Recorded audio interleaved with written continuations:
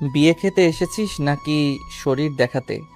শরীর দেখানোর ইচ্ছে হলে রাস্তায় যেয়ে দেখা, কোনো ভদ্র বাড়িতে এসব চলবে না। বলেই আমার চুল থেকে হেয়ার ব্যান্ড খুলে নিল। হুট করে এমন বাজে শব্দ কানে আসাতে পেছনে থাকা ব্যক্তিটির দিকে ঘুরে অবাক নেত্রে তাকিয়ে রইলাম। মুখ থেকে কোনো শব্দ বের হচ্ছে না, চোখ থেকে টুপটুপ করে অশ্রু ঝরতে লাগলো। চোখের পানি ফেললেই অসভ্যতা করার সার্টিফিকেট পেয়ে যাবি। ভাইয়া, তুমি এসব কি বলছো? এসব ন্যাকা কান্না বন্ধ কর। শরীর দেখিয়ে ছেলেদের আকৃষ্ট করার ধান্দা। কি বলছো? আমি এমন মেয়ে তোমার মনে হয়? তোর পিঠের মাঝ বরাবর জোড়া তিল আছে, বল আমি ভুল কিছু বলছি? সাথে সাথে বুকটা ধক করে উঠল। আর কোনো কথা না বলে দৌড়ে রুম থেকে চলে আসলাম। ঘৃণা হচ্ছে নিজের কাজের উপর, তার চেয়ে বেশি কষ্ট হচ্ছে ভাইয়া আমাকে এত বাজে মেয়ে ভাবে। লজ্জায় ঘৃণায় দু হাতে মুখ গুজে কাঁদতে কাঁদতে সোফায় বসে পড়লাম। মেঘ তিক্ত কথাগুলো বলে পূর্ণার দিকে তাকিয়ে আছে এক দৃষ্টিতে। এমন সময় কেউ মেঘের কাঁধে হাত রাখলো। পেছনে ফিরে দেখে রনিত। কি রে, তুই মেয়েটার সাথে এত বাজে বিহেভ কেন করলি? ভালোভাবে তো বলতে পারতি। কি করব বল, ও এমন এমন কাজ করে, আমি নিজের রাগ কন্ট্রোল করতে পারি না। তাই বলে এমন ব্যবহার? ও তোর বউ নাকি প্রেমিকা? ছাড়, বাদ দে তো, চল এনজয় করি। বন্ধুর বিয়ে বলে কথা, ফুল মাস্তি হবে। আমার মনে হয় তুই ওকে পছন্দ করিস। যদি তাই হয়ে থাকে তাহলে এমন বিহেভিয়ার করলে ও তোর থেকে আরো দূরে পালাবে, কাছে আর এ জন্মে আসবে না।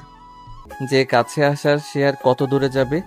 ঘুরে ফিরে আমার বুকেই তার নীর হবে। হলুদের অনুষ্ঠান শেষ হতে হতে প্রায় 1টা বেজে গেছে। তামিম বলে, আজ সবাই আমার রুমে ঘুমাবে, চল। রাহি এসে বলে, কিসের ঘুম? আজ কোনো ঘুম হবে না, ছাদে চল, সারা রাত পার্টি হবে। ফ্রেশ হয়ে আয় সবাই, আমি সব রেডি করছি। রাহির কথায় কেউ দুমত পোষণ করলো না। মেঘ খেয়াল করলো অপূর্বকে বেশ বিচলিত দেখাচ্ছে। কিরে, বিয়ে তামিমের, কিন্তু 12টা বেজে আছে তোর চেহারায়। স্বাধীনতা হরণ হচ্ছে তামিমের। 12টা 13টা যা বাজার ওর চেহারায় বাজবে, তোর কি হলো? পূর্ণাকে খুঁজছি কিন্তু পাচ্ছি না, জানিস তো মা ওকে এতটা দূরে আসতে দিতে চায়নি, আমি জোর করে নিয়ে আসলাম। কি বলছিস তুই? হ্যাঁ ঠিকই বলছি, কল দিচ্ছি রিং হচ্ছে অথচ রিসিভ করছে না। বাসায় চলে যাবে, তাও তো একা একা সম্ভব না। চিন্তা করিস না, এদিকেই কোথাও আছে হয়তো। তামিমের বোন রূপসাকে জিজ্ঞেস কর। জিজ্ঞেস করেছি, ওর সাথে নেই। বেশ খানিকক্ষণ আগে থেকেই নাকি ওর নজরে পড়েনি। তাহলে এক কাজ কর, ওদের বাসার সব রুম খুঁজে দেখ। তুই ডান দিকে যা, আমি বাম দিকে যাচ্ছি। খুঁজতে খুঁজতে হঠাৎ একটা রুমে যেয়ে স্বস্তির নিঃশ্বাস নিল মেঘ। সোফায় গুটিসুটি হয়ে শুয়ে আছে পূর্ণা। মোবাইল বের করে অপূর্বকে টেক্সট পাঠালো। ধীর পায়ে পূর্ণার সামনে বসে তার ঘুমন্ত মুখশ্রীর দিকে তাকিয়ে রইল মেঘ। আলতো হাতে পূর্ণার সামনের চুলগুলো কানের পিঠে গুঁজে দিল। মনে মনে বলতে লাগলো, সরি, তোমাকে কষ্ট দিয়ে ফেলেছি। বলে আলতো চুমু খেলো পূর্ণার কপালে। হুট করে কিছু একটা মনে পড়তেই চোখ জোড়া লাল বর্ণ ধারণ করলো। হাতের মুঠ শক্ত করে বলেই পূর্ণার পিঠে কামড় বসিয়ে দিল। ঘুমের মধ্যে তীব্র যন্ত্রণা অনুভব হতেই পূর্ণা চিৎকার দিল। সাথে সাথে মেঘ পূর্ণার মুখ চেপে ধরল। ভয়ে পূর্ণার শরীর কাঁপছে। আস্তে আস্তে চোখ খুলে সামনে তাকাতে আবছা আলোতে সামনে থাকা ব্যক্তির চেহারা দেখে আরো ভয় পেয়ে গেল। মেঘের ঠোঁটের কোণে রক্ত লেগে আছে, চোখ দুটো লাল বর্ণের। পূর্ণা নিজের হাত পিঠে নিতেই হতভম্ব হয়ে গেল। গলা শুকিয়ে কাঠ হয়ে গেছে। মেঘের হাত কিছুটা আলগা হতেই পূর্ণা কাঁপা কাঁপা কণ্ঠে বলে, মেঘ ভাইয়া, আপনি মানুষ না, আপনি ভ্যাম্পায়ার। পূর্ণার আওয়াজ শুনে মেঘের হুঁশ ফিরল। পূর্ণা চিৎকার করছে কিন্তু তার গলা দিয়ে কোনো শব্দ বের হচ্ছে না। পূর্ণা ভয় পেয়েছে বুঝতে পেরে মেঘ বলে, ভয় পেও না, আমি কোনো ভ্যাম্পায়ার না। আমি মেঘ, তোমার ভাইয়ার বন্ধু মেঘ। মেঘের কথা শেষ হওয়ার আগেই পূর্ণা মেঘের কোলে ঢলে পড়ল।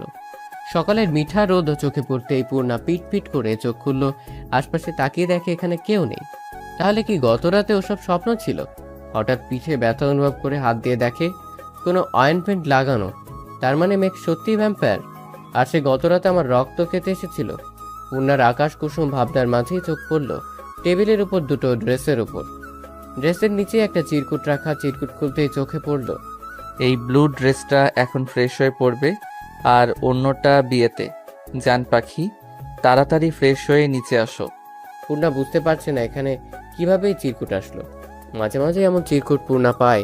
সেদিন কলেজ থেকে ফেরার পথে হঠাৎ একজন বাচ্চা এসে দিল, সেখানে লেখা ছিল, লিটল কুইন, তুমি ছেলেদের থেকে দূরে থাকবে। আমি ছাড়া অন্য কোনো ছেলের সাথে তোমার হেসে হেসে কথা বলা বারণ। নিজের খেয়াল রেখো জান পাখি।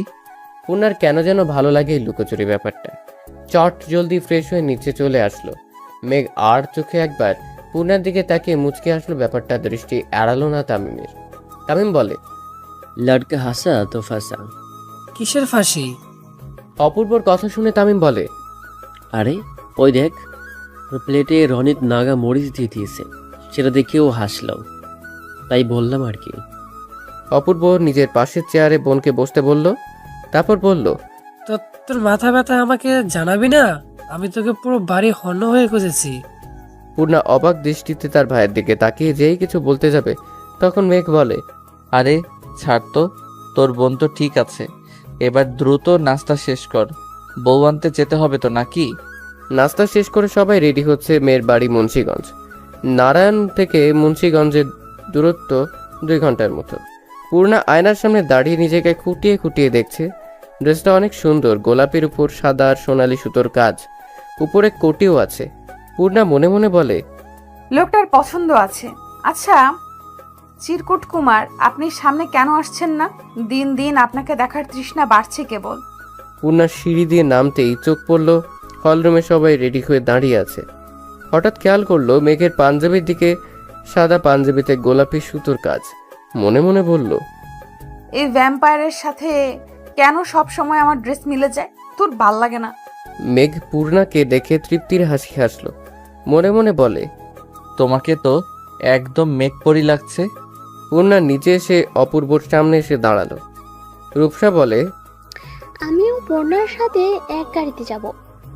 আমরা এক গাড়িতে যাব, মেয়েরা আলাদা গাড়িতে যাবে। আমি আম্মুকে বলে দিচ্ছি পূর্ণার খেয়াল রাখতে। মেঘ কিছু বলতে যেও থেমে গেল। মেঘের ইচ্ছে করছে পূর্ণাকে নিজের দৃষ্টি আড়ালে না পাঠাতে। বিয়ে বাড়িতে পৌঁছে সবাই আটকে গেল গেইটে।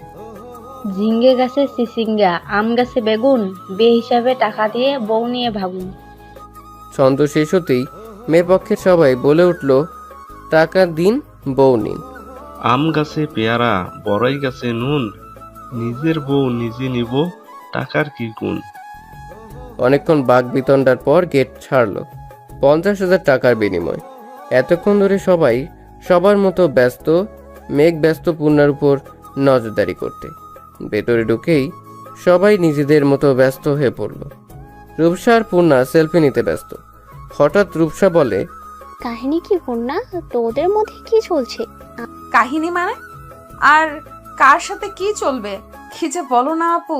আমি কিন্তু সবই বুঝি। তোমার আর মেঘের মধ্যে প্রেম চলছে, তা কতদিন হলো? কি? আর কাউকে পেলে না শেষ পর্যন্ত ভ্যাম্পায়ারের প্রেমে পড়বো আমি? তা ম্যাচিং কি এমনিতে পড়েছ? কাকতালীয় ভাবে। সত্যি কিছু চলছে না তো? না মানে ভাবির বোন তুলি কিন্তু মেঘ ভাইকে পছন্দ করে। করুক, আমি করি না। ছাড়ো তো এসব কথা। তোমার খবর কি সেটা বলো। আমার আর কি খবর? তোমার ভাই কবল বললেই তার গলায় ঝুলে পড়বো। এটা কবে হলো? এখনো হয়নি। তোমার ভাইয়ের তো নজর নেই আমার দিকে। ওদের কথার মাঝেই একজন 2 গ্লাস জুস বাড়িয়ে দিয়ে বলে, আসসালামু আলাইকুম বিএন সাহাব, কেমন আছেন বিএন সাহাব, বুকে বড় জ্বালা। তা বিআই সাহেব ফাল্টোর বাজির ক্রস করেছেন বুঝি? চোখের সামনে এমন পরীর মতো বিয়ান দেখলে ভিতর থেকে ফ্ল্যাট বেরিয়ে আসে। ফাল্টোর বাজি বন্ধ করেন। আমি আপনার 1 ইয়ার সিনিয়র। আপনাকে তো চিনি, কিন্তু পাশের পরীটাকে? পাশে পড়িনি, পূর্ণিমার চাঁদ বসে আছে। আর চাঁদটা হলো আমার ভবিষ্যতের নন্দিনী আর তামিম ভাইয়ের বন্ধুর বোন। পূর্ণিমার চাঁদ কিন্তু দারুণ চলছে, একদম চোখ ফেরানো দেয়। তা তুমি কি কথা জানো না চাঁদ? রূপসার কল আসায় রূপসা উঠে সাইডে গেল। শুভ দুম করে পূর্ণার পাশে বসে পড়ল। পূর্ণার সরে বসলো কানেকটা। শুভ বলল, নাম কি তোমার? পূর্ণিমা। তুমি কি অপূর্ব ভাইয়ের বোন? জি ভাইয়া। ইস, দিলে তো দিলটা জ্বালিয়ে। কোনো হ্যান্ডসাম সুদর্শন ছেলেকে এভাবে ভাইয়া বলবে না। যদি তোমার ভাইয়া ডাক শুনে হার্ট অ্যাটাকে তার মৃত্যু হয়, দায়ভার কে নেবে? উঠে গেলে কেন? আমি কি বাঘ নাকি ভাল্লুক? খেয়ে ফেলবো না তো। জাস্ট নাম্বারটা দিয়ে যাও চাঁদ। রূপসা ততক্ষণে ফিরে এসেছে। পেছন থেকে বলে, শুভ, আপনি অন্য রাস্তায় ধরুন, এ রাস্তায় কাঁটা বেছানো। কাটা তো ভালোবাসা দিয়ে সরিয়ে নেব। এবার কিন্তু বেশি হয়ে যাচ্ছে। রাগ করবে না বিএন সাহেবা, জাস্ট কিডিং। খেতে আসুন, এতক্ষণে বিয়ে পড়ানো শেষ। দূর থেকে দাঁড়িয়ে এসব দেখছে একজন। শার্টের দুটো বাটন খুলে দিয়ে নিজের হাত মুষ্টিবদ্ধ করে রাগ নিয়ন্ত্রণ করার চেষ্টা করলো। পূর্ণা রূপসার সামনের দিকে হাঁটছে। হঠাৎ মেঘ এসে বলে, পূর্ণা, একটু এদিকে আসো তো, তোমাকে অপূর্ব ডাকছে। পূর্ণা মেঘের পিছু পিছু আস্তে আস্তে বেশ খানিকটা দূরে চলে আসলো। হঠাৎ কি মনে করে পূর্ণা থেমে গেল। চারপাশে তাকিয়ে দেখে কোনো মানুষ নেই। এক সারিতে কতগুলো গাড়ি রাখা। পূর্ণা ভীত কণ্ঠে বলে, ভাইয়া কোথায়? মেঘ পূর্ণার হাত টেনে গাড়ির সাথে চেপে ধরে। ভয়ে পূর্ণা চোখ বন্ধ করে নেয়। কাঁদো কাঁদো কণ্ঠে বলে, প্লিজ আমাকে মারবেন না। আমার গায়ে আর কতটুকুই রক্ত আছে বলুন? আমি আপনাকে মোটা তাজা মানুষের সন্ধান দেব ভ্যাম্পায়ার ভাইয়া। জাস্ট শ্যাট আপ, ননসেন্স, কথা বলা বন্ধ করো। আমি মেঘ, ইমতিয়াজ। তোর সাহস কি করে হলো ছেলেদের সাথে হেসে হেসে কথা বলার? আর বলবো না ভাইয়া, এখন এটা বললে তো হবে না, শাস্তি পেতে হবে এটার জন্য। প্লিজ ভাইয়া, আর কখনো এরকম করব না। মেঘ পূর্ণার একদম কাছে চলে আসলো। মেঘের নিঃশ্বাস পূর্ণার মুখে পড়ছে। মেঘকে যেন পূর্ণার কম্পিত ঠোঁট দ্রুত টানছে। পূর্ণা চিৎকার করার আগেই মেঘ পূর্ণাকে ছেড়ে দিয়ে বলে, এরপর থেকে এরকম হলে কিন্তু কোনো রেহাই নেই। পূর্ণা কিছু না বলে ছাড়া পেয়ে দ্রুত সরে আসলো। টিস্যু দিয়ে চোখ মুখ মুছে নিজেকে কিছুটা স্বাভাবিক করলো। এমন সময় মোবাইল মেসেজের নোটিফিকেশন আসলো। মোবাইল বের করে দেখে আননোন নাম্বার থেকে একটা টেক্সট।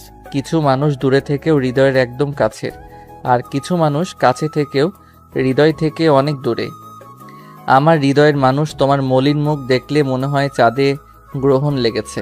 সবসময় হাসবে, তোমার হাসি পূর্ণিমার আলোর মতোই আলোকিত। মেসেজ পড়ে বেশ অবাক হলো। মোবাইল রেখে দিবে পার্সে, ঠিক তখন আর একটা টেক্সট আসলো। একটু হাসো, হাসলে তোমাকে দারুণ লাগে মায়াবতী। কোথায় চলে গিয়েছিলে নন্দিনী? তোমাকে খুঁজে খুঁজে পা ব্যথা হয়ে গেছে। চলো খেতে চলো। জামাইকে পড়াইতে হলে আগে নন্দিনীকে হাত করতে হবে। খাওয়া দাওয়া শেষ করে বিদায়ের পালা। বউ নিয়ে সবাই বাড়ি চলে আসলো। অপূর্ব বলল, আজ আমাদের বাসায় যেতে হবে, পরশু আবার দেখা হবে। তোরা এগো, আমি ড্রাইভারকে গাড়ি নিয়ে আসতে বলছি। মানা করে দে ড্রাইভারকে, তোরা আমার গাড়িতে ফিরবি, আমিও যাব বাসায়। তাহলে তো ভালোই হয়ে গেল, দেখা হচ্ছে পরশু। মেঘ ড্রাইভ করছে, তার পাশের সিটে অপূর্ব ঘুমোচ্ছে। পূর্ণার নিচের দিকে তাকিয়ে আছে। মেঘ লুকিং গ্লাসে বারবার পূর্ণার দিকে খেয়াল করছে। হঠাৎ গাড়ি থামিয়ে মৃদু কণ্ঠে বলে, এবার হিজাব খুলে নাও, গরম কম লাগবে। পূর্ণার সাথে সাথে খুলে নিল। আর মনে মনে ভাবছে এই লোক আবার ভালো কথাও বলতে পারে। পূর্ণা নিজের চুল নিয়ে ব্যস্ত। মেঘ ড্রাইভ করছে আর বারবার পূর্ণাকে লক্ষ্য করছে। মনে মনে বলে, ইস, আমার ভাগ্য কত ভালো, এমন একটা কিউট বউ পাবো। রূপসার ভীষণ মন খারাপ, তাই সে আনমনা হয়ে বাইরে তাকিয়ে আছে। রাহি বলে, শোন, মন খারাপ না করে কাজের কাজ কর, যাতে অপূর্ব নিজেই তোকে প্রপোজ করে। না, ও কখনো আমাকে প্রপোজ করবে না।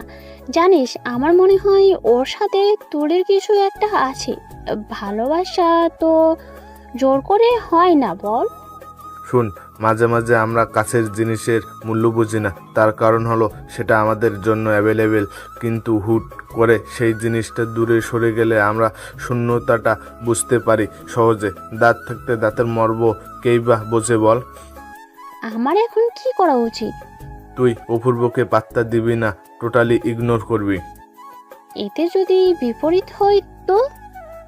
ও যদি তোর হয়, এই ইগনোর ও নিতেই পারবে না। আর যদি তোর না হয়, তুই ওর হয়ে আসবি। একতরফা ভালোবাসা যায়, কিন্তু জোর করে হাসিল তো করা যায় না, বল? কি ঢুকাচ্ছিস তুই ওর মাথায়? ও অপূর্ব রুফরাকে রেখে কাকে বিয়ে করবে? দেখে ছাড়বো তো আমরা কিসের জন্য আসি। ও বিয়ে করবে নয়তো ওর দাদা করবে। সবাই হেসে উঠল। মেঘ কিছু দূর আসতেই হঠাৎ সামনে থেকে একটা ট্রাক দ্রুত গতিতে তেড়ে আসছে। মেঘের কপালে ঘাম জমে গেছে, ভয়ে হাত কাঁপছে। হঠাৎ তামিম, রাখি, রনিত সবাই হসপিটালের করিডোরে পায়চারি করছে। কুলসুম বেগম, নিয়াজ আহমেদ দুজনেই চুপচাপ বসে আছে হসপিটালের বেঞ্চে। পরিস্থিতি এখনো বোঝা যাচ্ছে না। এর মধ্যেই একজন ডক্টর বাইরে আসলেন। নিয়াজ আহমেদ উঠে দাঁড়িয়ে বলেন, স্যার, আমার ছেলে মেয়ের কি অবস্থা? একজন পেশেন্ট ক্রিটিক্যাল, বাকি দুজন সামান্য আঘাত পেয়েছে। আশা করা যায় প্রাথমিক চিকিৎসা নিলেই সুস্থ হয়ে যাবে। কোন পেশেন্ট ক্রিটিক্যাল? আপনারা রিসেপশনে যোগাযোগ করুন, আমি সঠিক বলতে পারবো না। নিয়াজ আহমেদ দ্রুত রিসেপশনের দিকে গেলেন। এর মধ্যে নাদিয়া বেগম এসে তামিমকে বলে, আমার ছেলের কি হয়েছে? ঠিক আছে তো আমার ছেলে? ওর কিছু হয়নি তো? আন্টি নিজেকে শান্ত করুন, আমাদের মেঘের কিচ্ছু হবে না, সব ঠিক হয়ে যাবে। তোমরা সবাই ঠিক আছো? তাহলে আমার ছেলেটার এই অবস্থা কি করে হলো? শুধু আপনার মেঘ না, অপূর্ব আর পূর্ণিমারও। আপনাদের মধ্যে কারো ব্লাড গ্রুপ এ নেগেটিভ? আমার আমার সাথে আসুন। রাহি নার্সের সাথে চলে যাওয়ার পর রনিত বলে, তামিম, তুই চলে আয় বাসায়, ভাবি তোর জন্য অপেক্ষায় আছে। আমার বন্ধুদেরই অবস্থায় রেখে আমি যাব ফুলসজ্জার ঘরে? আমিও এতটাও স্বার্থপর না, ওরা ঠিক হবে তারপর। কিন্তু ভাবি কি ভাববে? এটা লাভ ম্যারেজ না, অ্যারেঞ্জ ম্যারেজ। বিয়েটা তো সারা জীবনের সন্ধি, সে যদি পূর্ণরূপে আমার জীবনসঙ্গী হয়ে থাকে তাহলে আমার অবস্থা বুঝবে। রনিত আর কিছু বলল না, জানে এখন কোনো কথায় কাজ হবে না। তবে রনিত আর তামিমের কথা শুনে বেশ অবাক হলেন নাদিয়া বেগম। মনে মনে ভাবলেন, বন্ধু বুঝি পরিবারের অংশ, অথবা রক্তের সম্পর্ক না থাকার পরেও খুব কাছের কেউ? প্রায় 4 ঘন্টা পর জানা গেল অপূর্ব আর পূর্ণা তেমন কোনো বড় ধরনের আঘাত পায়নি। তবে মেঘের অবস্থা ক্রিটিক্যাল, মাথায় আঘাত লেগে রক্ত জমাট বেঁধে আছে মস্তিষ্কে। এই মুহূর্তে সেটার অপারেশন চলছে। একই বেঞ্চের দুই প্রান্তে বসে আছে কুলসুম বেগম আর নাদিয়া বেগম। কাছাকাছি, তবুও তাদের দূরত্ব 1000 কোটি মাইলে। নাদিয়া বেগমের চোখ থেকে অনবরত অশ্রু ঝরছে। কুলসুম বেগমের মন যদিও চাইছে তাকে সান্ত্বনা দিতে, কিন্তু তার স্বামীর রাগ সম্পর্কে সে অবগত। আপাতত চাইছে না কোনো রকম অশান্তি হোক। অপূর্ব আর পূর্ণা মোটামুটি সুস্থ। আমি গাড়ি বের করতে বলছি ড্রাইভারকে, আমরা এক্ষুনি বাসায় ফিরবো। তোমরা পূর্ণাকে নিয়ে যাও, আমি মেঘ সুস্থ না হওয়া পর্যন্ত নড়ছি না এখান থেকে। একদম এসব আমি সহ্য করবো না। এক্ষুনি এই মুহূর্তে আমার সাথে বাড়ি ফিরবে, এটাই ফাইনাল। আপনাদের পারিবারিক কি সমস্যা সেটা আমি জানি না, আর জানতেও চাই না। আপনাদের সেই সম্পর্কের কথা জানার আগেই মেঘ আমার বন্ধু, আর আমি ওকে এই অবস্থায় ফেলে রেখে আমার জীবন থাকতে যাব না। তাতে যদি কোনোদিন আপনার বাড়িতে জায়গা না হয় তাহলে রাস্তায় থাকবো, তবুও এই অবস্থায় মেঘকে রেখে যাব না।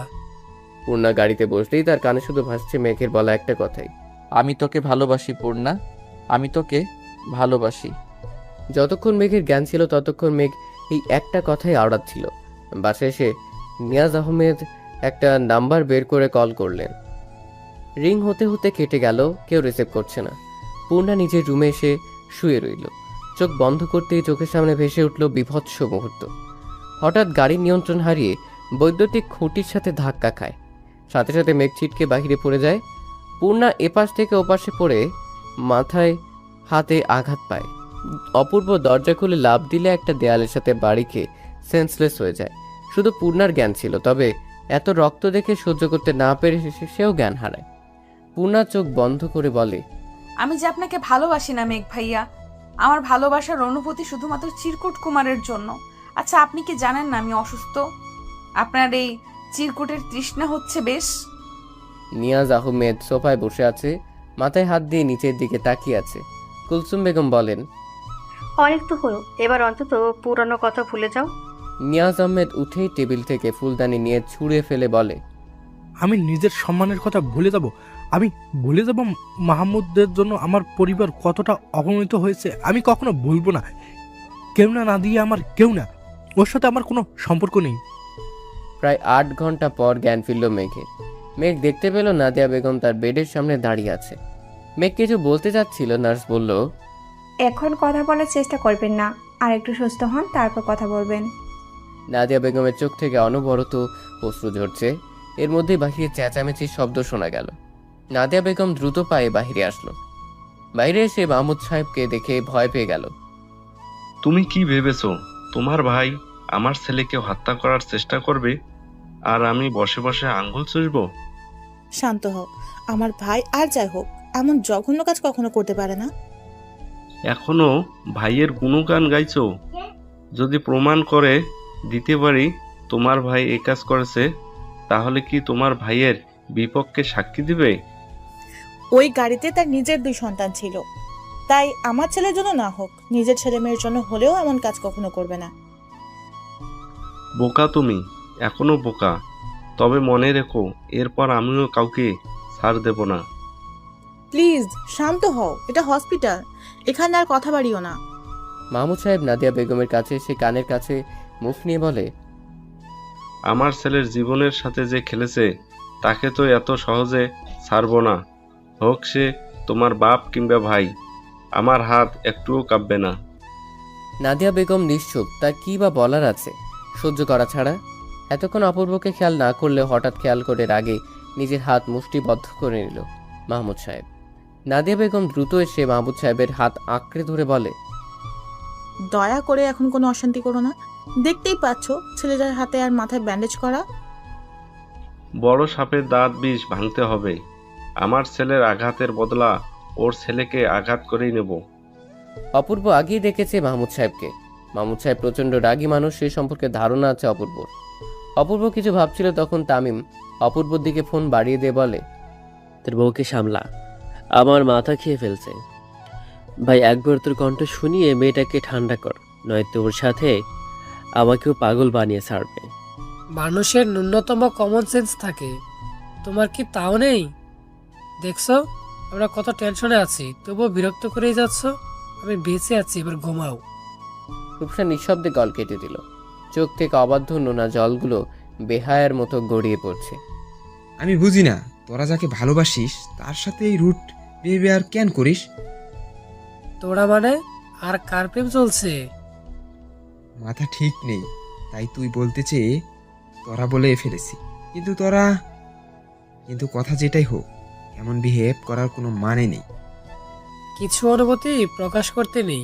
এখন কাঁদতে কাঁদতে ঘুমাবে, আর প্রশ্রয় দিলে 10 মিনিট পর পর কল দেবে। নিজেও শান্তিতে থাকবে না, আর আমাকেও না। এরপর জীবন চলছে স্রোতের মতো। প্রায় কেটে গেছে 3 মাস। এতদিনে একবারও কোনো রকম চিঠি বা টেক্সট আসেনি। পূর্ণা আনমনে হাঁটছিল ফুটপাত ধরে। খানিকটা পথ হেঁটে এসে রিক্সা নিল। রিক্সা কিছু দূর আসতেই চোখ পড়ল ফুটপাতে দাঁড়িয়ে একটা মেয়ের সাথে কথা বলছে। কি হলো জানা নেই, তবে হুট করেই পূর্ণিমার মন খারাপ হয়ে গেল। মনে মনে বলছে, ছেলে মানুষ কি এমনই? এই মাসখানেক আগে আমাকে প্রপোজ করলো, আমি রাজি হইনি, আর সাথে সাথে আরেক মেয়ে ঠিক করে নিল। পুরুষ মানুষের ভালোবাসা কচু পাতার পানির মতো, এর কোনো ভরসা নেই। চিরকুট কুমারও কি এইভাবেই বদলে গেল?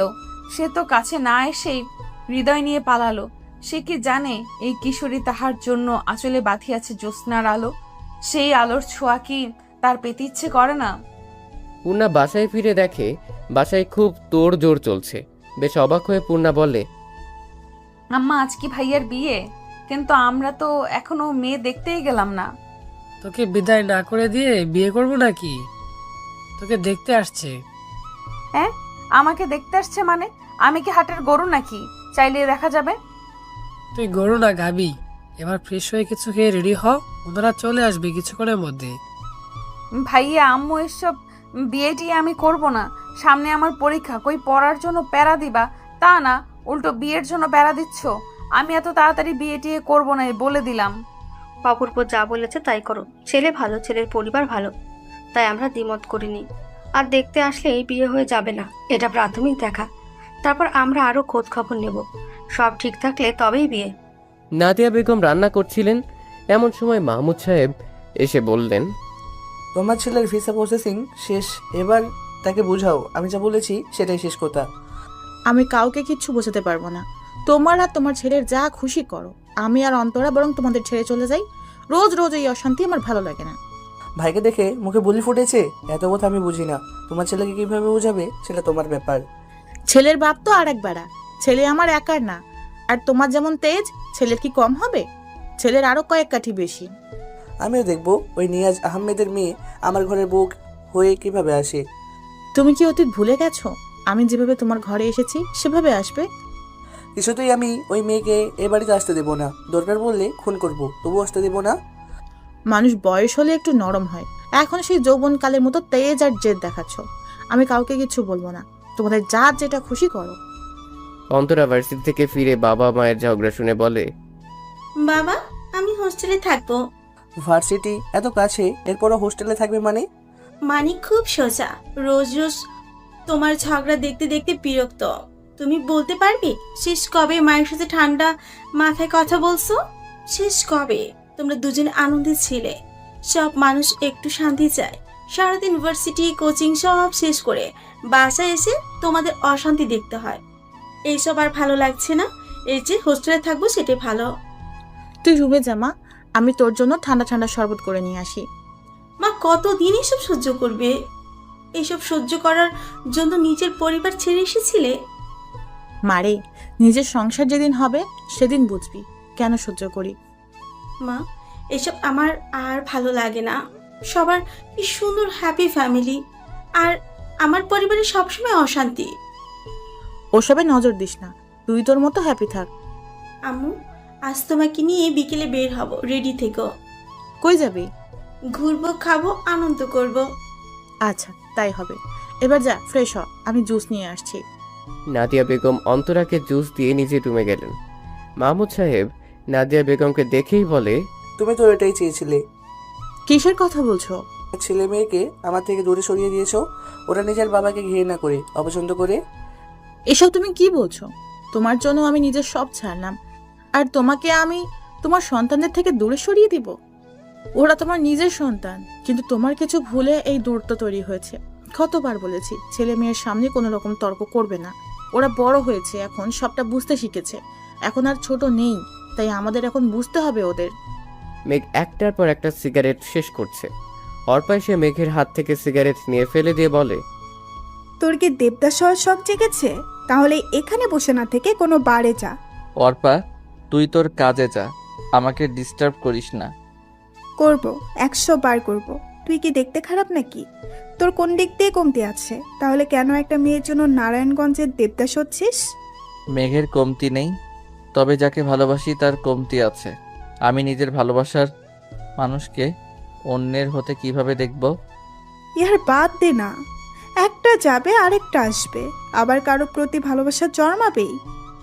ভালোবাসা এত সহজ না, প্রেমে পড়া সহজ। প্রেম বারবার আসে, কিন্তু ভালোবাসা একবার আসে আর নিঃস্ব করে দিয়ে যায়। তোর যা ইচ্ছে কর, কিন্তু কোনো রকম নেশা করা চলবে না। এক কাজ কর, তোদের সব ফ্রেন্ডদের নিয়ে ট্যুরে যা। তুই শ্বশুরবাড়ি কবে যাচ্ছিস? তোদের বাসায় যাইনি, খবর পেয়ে তোকে দেখতে আসলাম। আমি শ্বশুর বাড়িতেই ভালো আছি।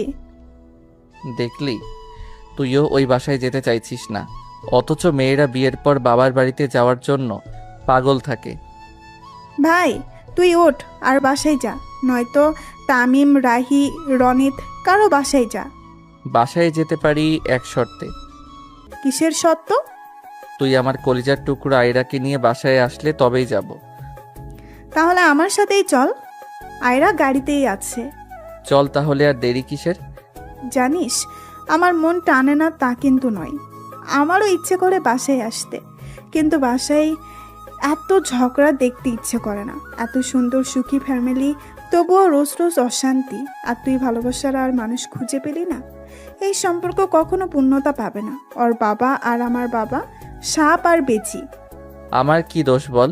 আমি কি জানতাম নাকি বাবার জাতশত্রুর মেয়েকে মন দিয়েছি? একটা কথা বল, এখানে মামার রাগ দেখানো মানা চাই। তাদের এত অসম্মান হয়েছে, কিন্তু বাবার রাগটা বেমানান। নাকও কাটালো, আবার রাগও দেখায়। তার কি উচিত ছিল না মামা আর নানা ভাইয়ের কাছে ক্ষমা চাওয়া? অথচ এখনো কত ইগো ধরে বসে আছে, আর আম্মুর সাথে রোজ রোজ সেটা নিয়েই ঝগড়া। আর ছোটবেলায় কি বলেছে, আম্মু নাকি অনাথ। মাঝখান থেকে আমারও নানা বাড়ির আদর থেকে বঞ্চিত হলাম। জানি না কি হবে ভবিষ্যতে, তবে পূর্ণাকে না পেলে আমি দেবদাস হব। পূর্ণা মন খারাপ করে বসে আছে। কি হচ্ছে তার বোধগম্য হচ্ছে না। কথা নেই বার্তা নেই, হুট করে দেখতে চলে আসছে অপূর্ব পূর্ণার রুমের দরজায় নক করে বলে, কিরে আসবো? পূর্ণা কোনো উত্তর দিল না।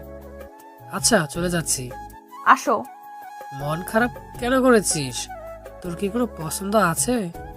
থাকলে আমাকে বল, আমি খোঁজ নিয়ে দেখি ছেলে কেমন। পূর্ণা মনে মনে বলে, যাকে মন দিয়েছি তাকে তো নিজেই চিনি না। সে কেন আমার সাথে এমন ছল করলো? আমার শূন্য হৃদয়ে ভালোবাসার বীজ বপন করে কেন সে আড়ালে হারালো? কোন রকম সংকোচ ছাড়া বলে ফেল। আমাদের কাছে সবার আগে তোর খুশিটা ম্যাটার করে। নেই, আমার কোনো পছন্দ নেই। তবে আমি বিয়ে করতে চাইছি না এত তাড়াতাড়ি। এতটুকুই কারণ? সত্যি কোনো পছন্দের মানুষ নেই তো? হ্যাঁ আছে। কে সে? নাম কি? কিরে কোথায় থাকে?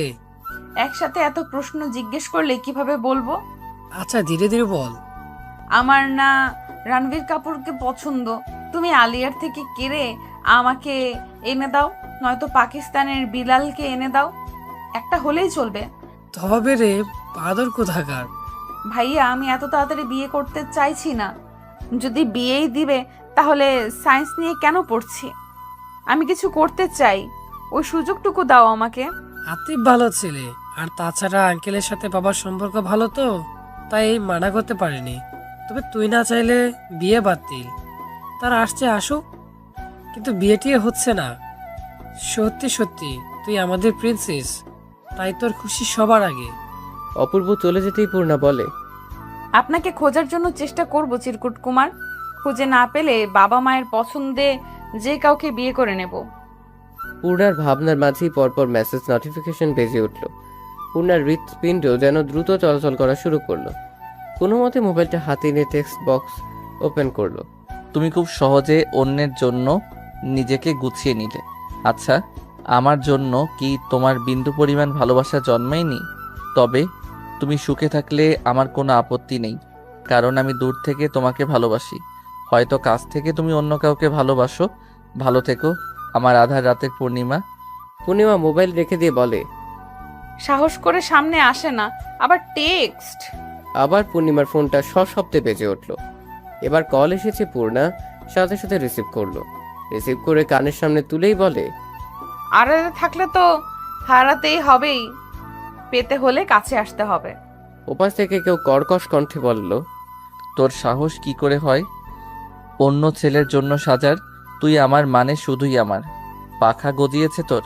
কিভাবে পাখা ছেটে দিতে হয় তা মেঘের জানা আছে। মেঘ ভাইয়া তুমি? কেন, তোর কি আর কোনো আশিক আছে? তুই কি তাকে ভেবেছিলি? শোন পূর্ণা, তুই যদি ওই ছেলের সামনে যাস তাহলে তার শাস্তি ভালো হবে না, এই বলে দিলাম। আমার বউকে এভাবে কেউ দেখতে পারবে না। তুই কিভাবে কি করবি সেটা তোর ব্যাপার। মনে রাখিস, মেঘের রাগ কিন্তু ভয়ঙ্কর।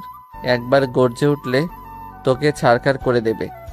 কথা শেষ করে খট করে ফোন কেটে দিল। পূর্ণা আয়নার সামনে দাঁড়িয়ে বলে, কি করবি তুই আমাকে? ভ্যাম্পায়ার তোকে আমি ভয় পাই নাকি? এবার কিছু করতে আসিস একদম সানডে মানডে ক্লোজ করে দেব। আমার নাম পূর্ণিমা, আমি কাউকে ভয় পাই না। কিন্তু সত্যি সত্যি যদি কামড় দেয় তখন, বা আমার ঘাড় মোটকে নেয় তো? এখন আমি কি করব? থুর, এখন আর আমাকে কোথায় পাবে? বেহুদাই আকাশ কুসুম ভাবছি। আতিফ সোফায় বসে আছে, পাশে তার বাবা মা বোন। নিয়াজ সাহেব বললেন, আমার মেয়ে কিন্তু বাচ্চা, ওকে বউ করে নিলে আপনারও খেয়াল রাখতে হবে। ইসনের কোনো কাজ পারে না। সমস্যা নেই, আমাদের বাসার কাজের মানুষ আছে, আমি আছি, ওর কিচ্ছু করতে হবে না। আর মেয়ে মানুষ বিয়ের পর সংসারই শিখে যায়। সবাই তো আর সব শিখে শ্বশুর বাড়িতে আসে না। তা পূর্ণিমা কোথায়? ওকে দেখছি না তো, ডাকুন। এটা তুই কি ড্রেস পরেছিস? বাচ্চা দেখা যাচ্ছে। শাড়ি পর। শাড়ি কি মুড়ির মোয়া? ধর খা, আর খাওয়া হয়ে গেল। শাড়ি পরতে বহুত টাইম লাগে। আর শোনো, এটা হলো গাউন, এটাতে বাচ্চা লাগবে কেন? বিউটি কুইন লাগছে। উফ, আমি এত সুন্দর কেন? ওই পেতনি তাড়াতাড়ি চল, মাথায় কাপড় দে। শোনো ছেলে, আমার পছন্দ না হোক, শুনেছি তাদের একটা মেয়ে আছে, তাকে তুমি পছন্দ করে নিও। একটা না হলে আরেকটা। একদম কথা বলবি না, নিচের দিকে তাকিয়ে থাকবি। তোর কথা বলার দরকার নেই, যা বলার আমরা বলবো। সত্যি কোনো কথা বলবে না? না, বলবি না। তোর যে টেপ রেকর্ডার একবার চালু হলে আর বন্ধ হবে না, তাই চুপ থাকাই ভালো তোর জন্য। পূর্ণা সে সিঙ্গেল সোফায় বসলো, চেহারা অর্ধেক ওড়না দিয়ে ঢাকা। নাম কি তোমার? পূর্ণা কোনো উত্তর দিল না। যা জিজ্ঞেস করছে পূর্ণা চুপ করেই রইল। ইয়াসমিন বেগম কাল বিলম্ব না করে দ্রুত বের হয়ে চলে গেলেন। ওনারা বের হতেই নিয়াজ সাহেব রাগান্বিত হয়ে বলেন, এসব কি ছিল পূর্ণা? আমাকে অপমানিত করার প্ল্যান করছো মা, মেয়ে মিলেই? বাবা, আমি পূর্ণাকে বলেছিলাম চুপ থাকতে। ও তো একটু বেশি বকবক করে এর জন্য, কিন্তু ও যে কথাই বলবে না সেটা বুঝতে পারিনি। বাহ, তোমাদের যার যা ইচ্ছে করো। আমি কে? আমি তো খারাপ একটা লোক। মেয়েকে জোর করে বিয়ে দিতে চাচ্ছি, ছেলেকে শত্রুর ছেলের সাথে বন্ধুত্ব করতে মানা করছি। আমি না হতে পারলাম ভালো ছেলে, আর না ভালো হাজবেন্ড, আর না পারলাম আদর্শ পিতা হতে। খুব অসাধারণ ব্যর্থ একজন মানুষ আমি। তোমরা সেটা পদে পদে মনে করিয়ে দাও। তোমরা সবাই কি চাও আমাকে বলো? আমি তোমাদের নামে সব সম্পত্তি লিখে দিয়ে তোমাদেরকে মুক্তি দিয়ে চলে যাব, যেদিকে দুচোখ যায়। কথা শেষ করে নিয়াজ সাহেব বাসা থেকে বের হয়ে গেলেন। কুলসুম বেগম অপূর্বকে বললেন, পূর্ণা না হয় অবুঝ, তুই তো অবুঝ না অপূর্ব। তুই কি করে এটা করতে পারলি? বিয়ে কি হয়ে যাচ্ছিল? জাস্ট দেখতে আসছে। তোর বাবার মাথা ঠান্ডা হলে বুঝিয়ে বললে সে নিজেই মানা করে দিত। তার ভেতরে কি চলছে আমি জানি। সে ভয় পাচ্ছে পূর্ণাকে না পার মেঘ বিয়ে করে নেয়। সে আজ পর্যন্ত আমাদের সাথে কখনো বাজে বিহেভিয়ার করেনি, কখনো একটা ধমক পর্যন্ত দেয়নি। তোদেরই পৃথিবীর সব সুখ দেওয়ার চেষ্টা করেছে। কোন দিক থেকে কম করেছে? ওই মানুষটা তোর বাবা, যার হাত ধরে চলতে শিখেছিস। ওই মানুষটা আছে বলেই সমাজে মাথা উঁচু করে বেঁচে আছিস। তোদের যা যা খুশি কর, আমাদের কথা তোদের ভাবতে হবে না। এখন বড় হয়ে গেছিস, নিজের ভালো নিজেরা বুঝতে শিখেছিস। ভাইয়া, এটা একটু বেশি হয়ে গেল না? মাঝে মাঝে লিমিট ক্রস করতে হয়। আর কি একটা ক্যাচাল মেঘকে নিয়ে। মেঘের মতন ছেলের জন্য মেয়ের অভাব পড়েছে। একজন সুদর্শন সদ্য আইপিএস অফিসার পদে জয়েন করা একটা ছেলের পিছনে কত মেয়ে লাইন দিয়ে বসে আছে। ছাড়ো তো তোমার বন্ধুর গুণগান। যাও বাবাকে নিয়ে আসো, আমি বাবার পছন্দের খাবার রান্না করছি। সবার আগে বাবার রাগ ভাঙাতে হবে। আচ্ছা, বাবা কেন বলল আমি রান্না করতে পারি না? আমার তো রান্না করা পছন্দের কাজ। ইনফ্যাক্ট রান্নাটা দারুণ করি। এসব বুঝলে তুই তো আর মাথা মোটা হতি না। সর, যা, সব রেডি কর, আমি বাবাকে নিয়ে আসছি। অর্পাকে দেখে নাদিয়া বেগমের চোখে অশ্রু চলে আসলো। ছোট আয়রা ছুটে নাদিয়া বেগমের কাছে এসে বলে, অনানুমনি, দেখো আমি চলে আসছি। নাদিয়া বেগম আয়রাকে কোলে তুলে চুমু খেলেন। আয়রা বলে, তুমি খুশি হওনি নানুমনি? হ্যাঁ, ভীষণ খুশি হয়েছি। এত খুশি হয়েছি যা ভাষায় প্রকাশ করা যাবে না। কেমন আছো মা? তোরা যেমন রেখেছিস। মা, সব দোষ কি আমার ছিল? বাবা যদি রানিককে মেনে নিত তাহলে কি আমাকে এই পদক্ষেপ নিতে হতো? সব মানুষ তো স্বর্ণের চামচ মুখে দিয়ে দুনিয়ায় আসে না। অধিকাংশ মানুষ কষ্ট করে নিজের অবস্থান পরিবর্তন করে। মা, টাকা পয়সা সবসময় মানুষকে সুখী করতে পারে না। ভালোবাসা ছাড়া সংসারে কোনো প্রাণ থাকে না। আমার অদ্ভুত লাগে তোমাদের এসব বোঝাতে। আচ্ছা, তুমি তোমার পরিবারের একমাত্র মেয়ে, তবুও কেন বাবার মতো একজন সাধারণ ঘরের ছেলের হাত ধরে নিজের সব আরাম আয়েশ ছেড়ে এসেছো? দেখো, সব বাবা নিজের সন্তানের ভালোটাই চায়, কিন্তু ছেলে মেয়ে বড় হয়ে গেলে তারা নিজেরাই নিজেদের ভালোটা বুঝে নেয়। তখন বাবা মায়ের কথার কোনো মূল্য থাকে না। মা, আমি ভুল করিনি। তোমাদেরকে বারবার বলেছিলাম একবার রানিকের সাথে দেখা করে কথা বলো, কিন্তু তোমরা আমার কথা কর্ণপাত করনি।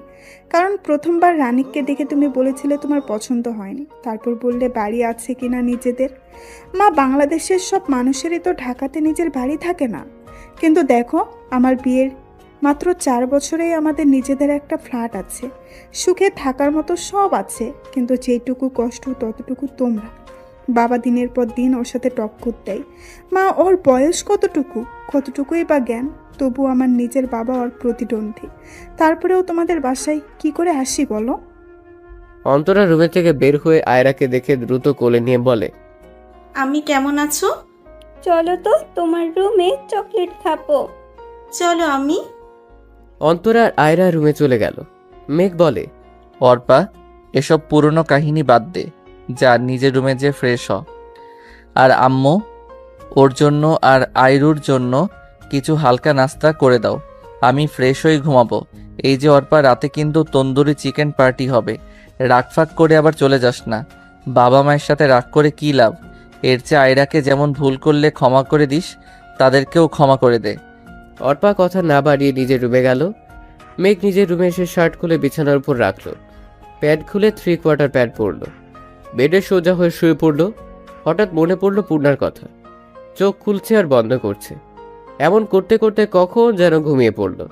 পূর্ণার নিজের হাতে কাচ্চি বিরিয়ানি, জালি কাবাব, চিকেন ফ্রাই, ক্যাশনাট সালাদ রান্না করলো। সবকিছু শেষ করে হালকাভাবে রুম ডেকোরেশন করলো। এর মধ্যে অপূর্ব নিয়াজ সাহেবকে নিয়ে বাসায় ফিরল।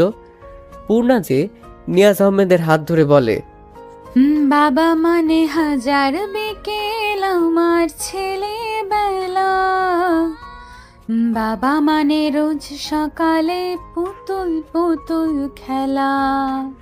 প্লিজ বাবা, রাগ করো না। রাগলে তোমায় একটুও মানায় না।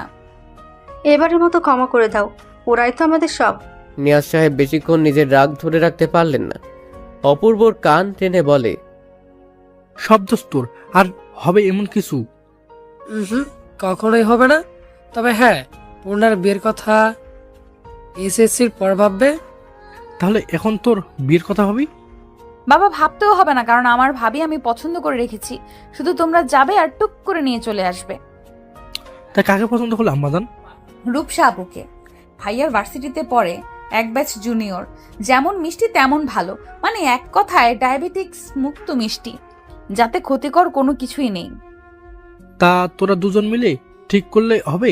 আমাদেরকেও বলতে হবে তো নাকি? এই যে বলে দিলাম, এবার তাড়াতাড়ি ভাবিকে নিয়ে আসো। কালকেই তোর মা আর আমি যে বিয়ের পাকা কথা বলে আসবো। মেয়ের জামাই না আসুক, অন্তত ছেলের বউ তো আসুক। আচ্ছা, তোমরা কি এখন কথাই বলবে নাকি গরম গরম কাচ্চিও খাবে? কুলসুম বেগমের কথা শুনে নিহাজ সাহেব বললেন, নিশ্চয়ই এটা আমার ছোট মেয়ের কাজ। হ্যাঁ, এটা আমার কাজ। এবার তাড়াতাড়ি টেস্ট করে বলো কেমন হলো। এই সাথে তুলনা হবে না। মায়ের হাতের রান্না পৃথিবীর সেরা রান্না। সবাই আনন্দ করে খাচ্ছিল। তখন কলিং বেল বেজে উঠল। অপূর্ব বলে, রনিতার মাহি এসেছে। ওরা যে শুনেছে কাচ্চির কথা, দেখো হাজির। তোমরাও খাও, আমি দরজা খুলে দিচ্ছি। অপূর্ব দরজা খুলে মেঘকে দেখে হতভম্ব। কিরে তুই? বাবা তো বাসা, এখন কি করব? তো আমাকে রেখে আনন্দ করবি তোরা, আর আমি বাসায় বসে কাচ্চির প্রশংসা শুনবো, তাই চলে আসলাম। এবার বল, হিটলার আঙ্কেল কোথায়? তার চোখ ফাঁকি দিয়ে তোর রুমে ঢুকতে পড়তে পারলেই হলো। সাবধান, ঢুকে পড়, আমি ম্যানেজ করে দিচ্ছি। কি রে, তুই ওদের দরজার সামনে দাঁড় করিয়ে রেখেছিস কেন? ভেতরে নিয়ে আয়, একসাথে খাই সবাই মিলে। না মা, তার দরকার নেই, তোমরা খাও। আমরা রুমে বসে একসাথে খাবো। আমি ওদের রুমে নিয়ে যাচ্ছি। বড্ড বেঁচে গেলাম। এমনিতেই পাপা আজ রেগেছিল। কেন? সবাই বলল অপূর্ব। অপূর্ব কথা শুনে সবাই হেসে বলে, যাক, রাস্তা ক্লিয়ার হলো। তবে কিসের রাস্তা? তোর বিয়ের রাস্তা। শালা তলে তলে বেবি ট্যাক্সি চালাও, আর আমরা কইলেই হরতাল। কতবার জিজ্ঞেস করেছি, কিরে তোর সাথে কি রূপসার কিছু চলছে? কি সুন্দর করে বলে, আরে এসব প্রেমের ড্রাইভারি করার সময় নেই। আর এখন দেখি সে মাস্টার। চুপ করতো তোরা। মেঘের কথা শুনে সবাই চুপ হয়ে গেল। মেঘ বলল, আমরা এসেছি খেতে, আগে কাচ্চি খাই, তারপর ওর ক্লাস নিচ্ছি। অপূর্ব, যা খাবার নিয়ে আয়। আমি পূর্ণাকে বলে রেখেছি, ওর খাওয়া শেষ হলেই নিয়ে আসবে। চল কাচ্চি, আস্তে আস্তে এক রান লুডো খেলা হয়ে যাক। তামিমকে মিস করছি, বেচারা বইয়ের জালে আটকা পড়ে গেছে। তোরা খেল, আমি একটু রেস্ট করি। বলে বেডের পাশে সিঙ্গেল সোফায় শার্টের সব কটা বাটন খুলে শুয়ে পড়ল। ওরা তিনজন লুডো খেলায় মগ্ন। একটু কারো চোখ এদিক সেদিক হলেই রাখির চোরামি করবে। বাকির অভ্যাস এটা। তাই অপূর্ব তার রনির পুরো মনোযোগ দিয়ে খেলছে। হঠাৎ করে খাবারের ট্রে নিয়ে পূর্ণার রুমে ঢুকে। পূর্ণার আওয়াজ পেয়ে অপূর্ব বলে, খাবার টেবিলে রেখে যা। ঘাড় ঘুরিয়ে তাকালো না, শুধু কোনো মতে মুখ দিয়ে বলল, পূর্ণা খাবার রাখে সামনে তাকিয়ে দেখে মেঘের উন্মুক্ত বক্ষ। একবার তাকিয়ে দেখে সরিয়ে নিয়ে সামনে তাকিয়ে বলে, ওরা তিনজন তো খেলছে, তাহলে এটা কে? পূর্ণার সামনে তাকিয়ে দেখে মেঘ এক দৃষ্টিতে পূর্ণার দিকে তাকিয়ে আছে। পূর্ণার বুক ধুপ করে উঠল। মনে পড়ে গেল মোবাইলে দেওয়া থ্রেডস। পূর্ণা অপূর্বকে ডাকবে তার আগেই মেঘ পূর্ণাকে টান দিয়ে নিজের কোলে বসালো। মেঘ পূর্ণাকে নিজের সাথে মিশিয়ে নিল। পূর্ণার পিঠ মেঘের বুকের সাথে লেপ্টে আছে। পূর্ণা কেঁপে উঠল। কোনো মতে মৃদু কণ্ঠে বলল, কি করছেন? ছাড়ুন। নিজের বউকে কেউ ছাড়ে? কে বউ? কিসের বউ? আমি কিন্তু চিৎকার করব। একটু জোরে চিৎকার করবা, যাতে তোমার আম্মুর কান পর্যন্ত আওয়াজ যায়। প্লিজ ছাড়ুন। নিজের তো লজ্জা নেই, তাই বলে আমার লজ্জা খাবেন? লজ্জা খেতে সেই টেস্ট, তবে তার সাথে নুন মরিচ হলে আরো ভালো হতো। ছাড়ুন, কেউ দেখে ফেলবে তো। কেউ আমার বউকে যখন দেখে গেল, তখন আমি চাই সবাই এভাবে আমাদের দেখুক আর ধরে বিয়ে দিয়ে দিক। কিরে পূর্ণা, তুই কি করছিস? পূর্ণা মেঘের পাশে বসে বুক ধুকপুক করছে। কি বলবে অপূর্বকে? ও আইডার পিক দেখছিল আমার ফোন থেকে। সর, যা নিজের রুমে।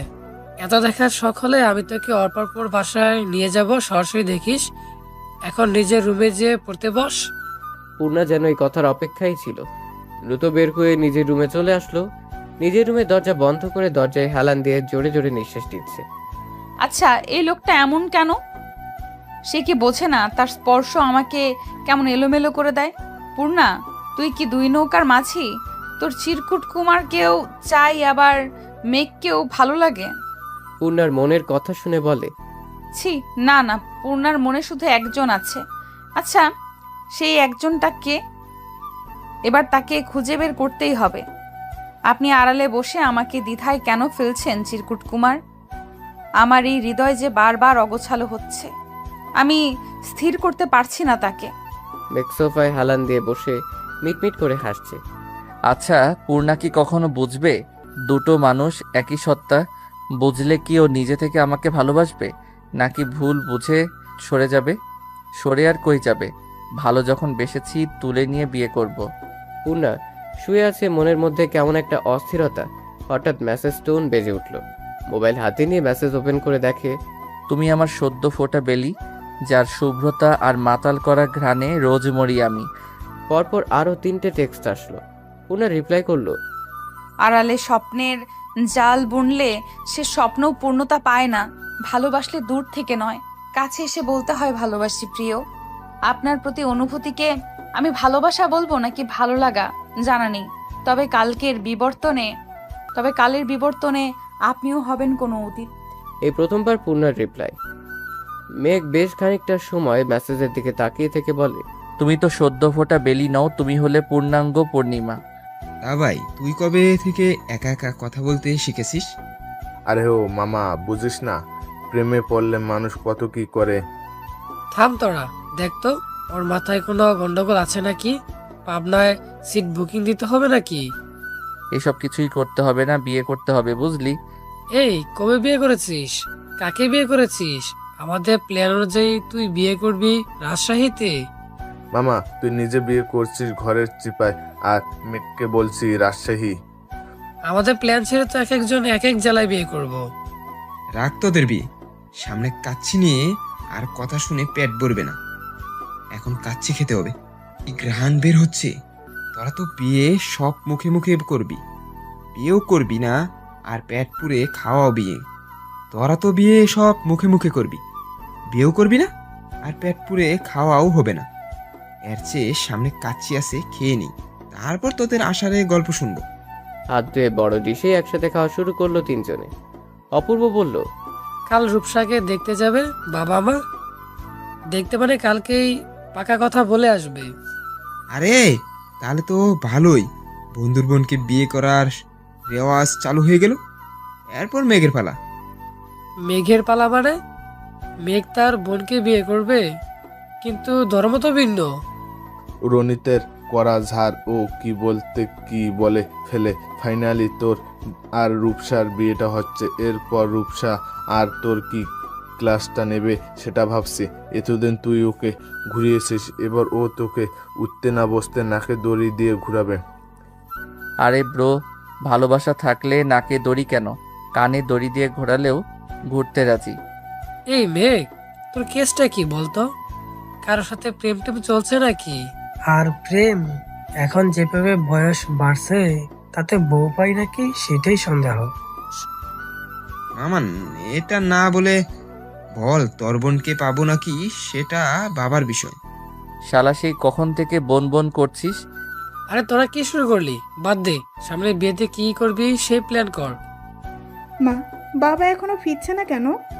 অর্পার কথা শুনে মলিন কণ্ঠে নাদিয়া বেগম বললেন, রাগ করে সে সকালে বেরিয়েছে, এখনো ফেরার নাম নেই। রাগ করে কেন? আর কি নিয়ে রাগ? নাদিয়া বেগম সবটা বলার পর অর্পা বলে, বাবার উচিত এবার অন্তত মামার কাছে ক্ষমা চাওয়া। ভুলটা তো তোমরাই করেছো, তাহলে নিশ্চয় তো তোমাদেরই হওয়া উচিত। তোমাদের ইগোর জন্য কেন মেঘের খুশি কুরবান করবে? মা, সময় বদলায়, মানুষ বদলায়, পরিস্থিতি বদলায়। সে সময় তোমরা যেটা করেছো সেটা কি অন্যায় না? আমি কি বলবো বল? আমার কথা তো শুনে না। কতবার বলেছি ভাইয়ের কাছে চলো। আমি তো সবচেয়ে বড় হতভাগা, নিজের বাবার লাশটাও চোখের দেখা দেখতে পারিনি। জীবনে এই কষ্টের কাছে সব কষ্ট ফিকে মনে হয়। তোর বাবার পায়ে ধরেছিলাম সেদিন, কিন্তু মানুষ তার মন কলেনি। এরপর আমি বুঝেছি আমি ভুল সিদ্ধান্ত নিয়েছি, সব ছেড়ে তাকে বেছে নিয়ে। এরপর থেকে আমার নিজের সব চাওয়া বিসর্জন দিয়েছি। মুখ ফুটে কখনো মানুষটার কাছে নিজের দুঃখের কথা বলিনি। যার সাথে এক বিছানায় 30 বছর কাটালাম, সে আমার পাশে থেকেও সেই হৃদয় ভাঙা আর্তনাদ শুনতে পায়নি। এখন আমার একটাই চাওয়া, তোদের সুখ দেখা, তোদের সুখ দেখে মরেও শান্তি। কিন্তু মা, তুমি একটা ভুল করেছো, কখনো বাবার অন্যায়ের প্রতিবাদ না করে। সে যখন যা ইচ্ছে বলেছে, তুমি রিমোট কন্ট্রোল পুতুলের মতো তাই করেছো। এর জন্য বাবা নিজের ভুল কখনো বুঝতে পারেনি। এবার নিজের ছেলের জন্য একটু প্রতিবাদী হও। কি করব বল? আমি কখনো কারো মুখের উপর কথা বলতে পারি না। এবার এক কাজ করো, বাবার নাম্বার ব্লক করে দাও। এরপর যখন বাসায় আসবে, রিনাকে দিয়ে বাবার খাবার দিবে। তুমি বাবার সাথে কথা বলবে না। তারপর বাবা যখন তোমাকে কিছু জিজ্ঞেস করবে, তখন তুমি মেঘকে ডেকে আনবে। তারপর আমি যা যা শিখিয়ে দিচ্ছি সেরকম ভাবে কথা বলবে। জানি এত সহজ না কাজটা, তবুও চেষ্টা তো করতে হবে। তোমরা একা একা প্ল্যান করছো, আমিও আছি তোমাদের সাথে। এবার বাবাকে বাগে আনবই। বলে তিনজনে হাত মেলালো। নাদিয়া বেগম সোফায় বসে আছে, মাহমুদ সাহেব বেডে। কি শুরু করলে তুমি? এসব তোমাকে মানাই?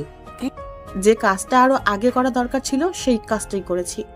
আপনার জন্য নিজের বাবার সম্মান ধুলোয় মিশিয়ে দিয়ে চলে এসেছিলাম, অথচ যে মানুষটা 17 বছর আদর, স্নেহ, যত্ন, ভালোবাসা দিয়ে বড় করলো, এক মুহূর্তে তার সবকিছু ছেড়ে আপনাকে ভালোবেসে আপনার কাছে চলে এসেছিলাম।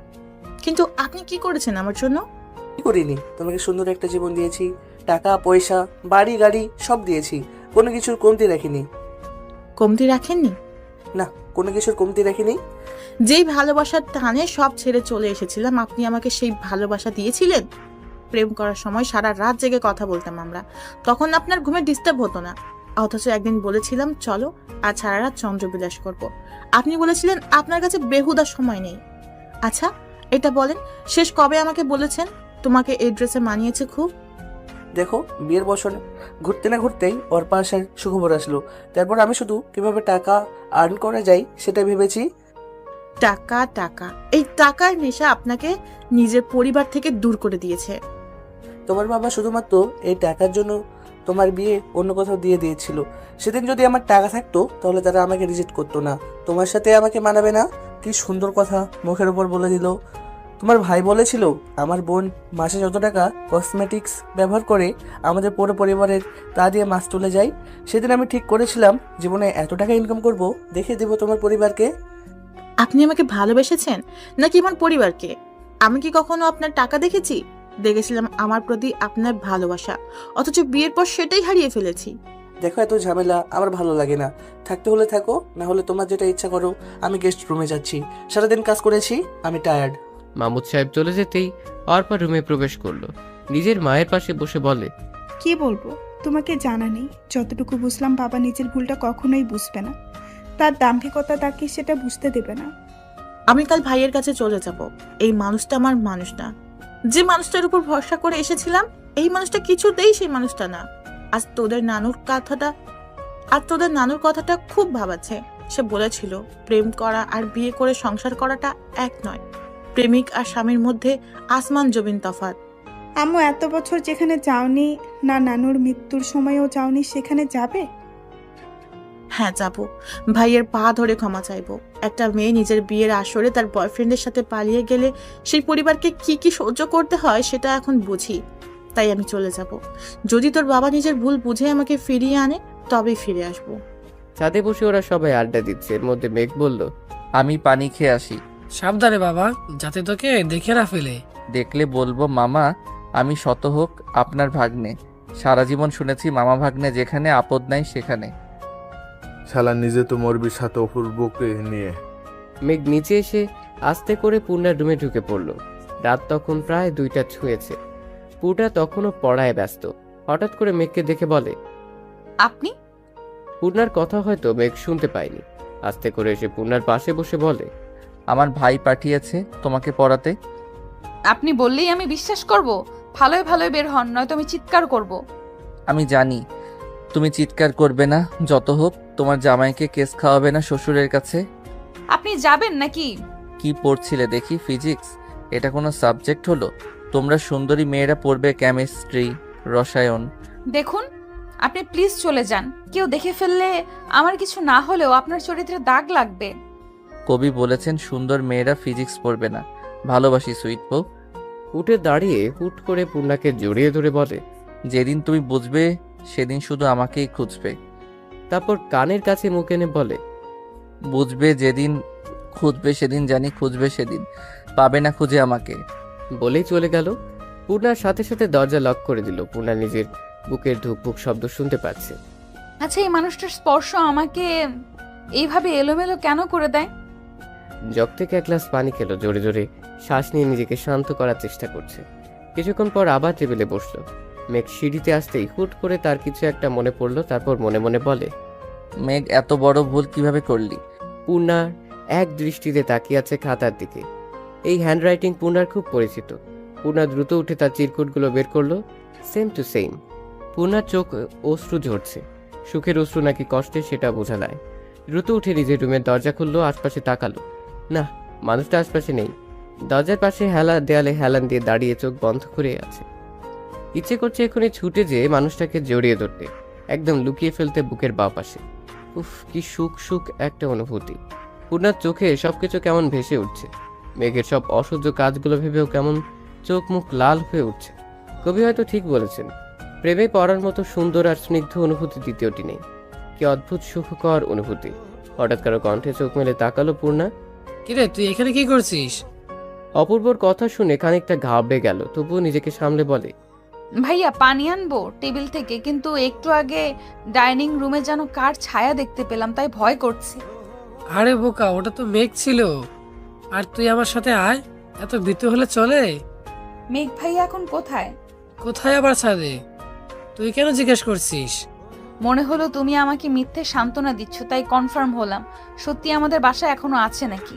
আজ আমাদের বাসায় থাকবে ওরা? কিন্তু বাবা দেখে ফেললে? দেখবে কি করে? একটু পর রুমে এসে ঘুম দিব, উঠে দেখবো বাবা অফিসে। পূর্ণা এক গ্লাস পানি নিয়ে বলে, আমি রুমে যেয়ে খাবো। রুমে এসে দরজা বন্ধ করে বলে, ভালোবাসি আপনাকে, শুনছেন? ভালোবাসি আপনাকে। ইস, মনের কথা যদি মনের মানুষের কাছে পৌঁছে যেত কতই না ভালো হতো। উফ, এখন টুক করে তার মনের নোটিফিকেশন চলে যেত, তার পূর্ণা তাকে ভালোবাসি বলছে। আপনার নাম মনে আসতেই লজ্জা ঘিরে ধরছে কেন আমাকে? আমি কেন আগে বুঝলাম না আমার চিরকুট কুমার আপনি? আচ্ছা ভালোবাসেন যখন, তখন মুখ ফুটে বলছেন না কেন? একবার তো অন্তত চোখে চোখ রেখে বলুন ভালোবাসি। আমার এত সুখ আমি কই লুকাবো প্রাণ? নিয়াজ আহমেদের সামনে মাথা নিচু করে বসে আছে নাদিয়া বেগম। কুলসুম, আমার চোখের সামনে থেকে সরে যেতে বলো। এত বছর পর কেন সব নাটক করছে তা বুঝতে পারছো তো? ভাইয়া আমি ভুল করেছি, মানছি তো, প্লিজ ক্ষমা করে দাও। জানি এই ভুলের ক্ষমা হয় না, তবুও আমাকে আর পর করে রেখো না। 30টা বছর তোমাদের ছেড়ে একা কাটিয়েছি। মেয়েদের বিয়ের পর বাপের বাড়ি থাকে, সুখ দুঃখ ভাগ করে নেওয়ার আশ্রয়স্থল, কিন্তু আমার ছিল না। একা একা নিজেকে সামলেছি। আমি মানছি আমি ভুল করেছি, তবে এবার তুমি মেরে ফেললেও আমি ফিরে যাব না। দেখুন, আপনার সাথে আমাদের কোনো সম্পর্ক আগেও ছিল না, এখনো নেই। দয়া করে আমাদের সুখের সংসারে নজর দিবেন না? ভাইয়া এভাবে পর করে দিও না, আমি মাহমুদকে ছেড়ে চলে এসেছি। বাহ, খুব ভালো কাজ করেছেন। তা যখন আপনার বাবা মা মারা গেল তখন কেন আসলেন না? তখন তো কি নিজের বাবা মাকে শেষ দেখার ইচ্ছে হয়নি? এসব নাটক বন্ধ করুন আর বের হন আমার বাসা থেকেই। আমি সেদিন আসতাম, কেউ আমাকে আটকাতে পারতো না। 9 মাসের একজন গর্ভবতী মহিলা একা একা ঢাকা থেকে চট্টগ্রাম কিভাবে যেতে পারে? তোমাকে কতবার কল করেছি, তুমি কি করেছিলে ভুলে গেছো?